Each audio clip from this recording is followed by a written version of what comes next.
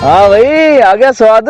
लग गई वैक्सीन। बहुत फॉर्म में आ रहा था कि वैक्सीन नहीं लगवाऊंगा मैं। अरे वो तो कोई वैक्सीन लगाऊंगी मैं, कोई नहीं लगाऊं वैक्सीन वैक्सीन। वो तुम्हारे घर आई है आइडिया खावा लग गया, पग पकड़ ला हमारा कि वैक्सीन लगानी पड़े। जब दिन वैक्सीन लगी वैक्सीन लगी रही लो। वाह, अबे लगो वैक्सीन लगा दो। अरे वादा मुंह लगी लगानी पड़ेगा। अरे वादा यार हाथ जोड़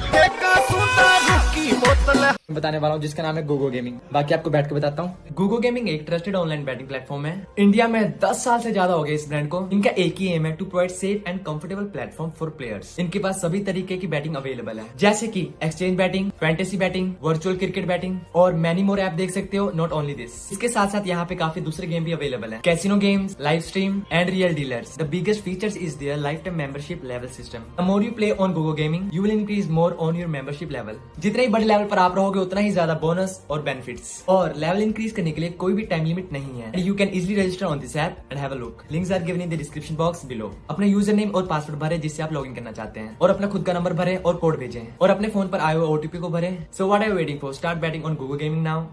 links are in the description.